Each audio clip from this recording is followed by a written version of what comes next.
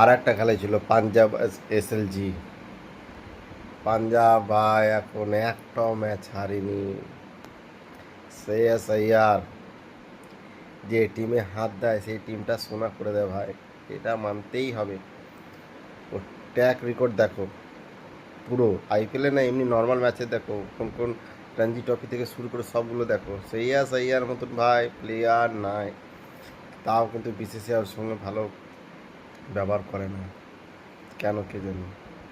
এত হুনার ছেলে, এত ভালো ছেলে, কেন যে ব্যাট মানে চান্সই পায় না। টি-20 এখন সব থেকে ভালো ক্যাপ্টেনিং বলতে গেলে ওই এখন করছে। 254 রান হয়ে গেছিলো ভাই পাঞ্জাবের, অবশেষে এলএসজিও 200 করেছে, কিন্তু 54 রানে হারিয়েছে।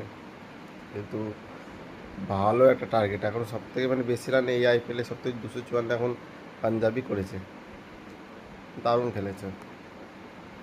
তো পাঞ্জাবকে ভালো, অল দ্য বেস্ট জেতার জন্য। এলএসজি ভাই তুমিও ভাই ওর মালিককে হারিয়ে যাচ্ছ, মালিক দুঃখে কাঁদছে, এটাই খারাপ লাগছে।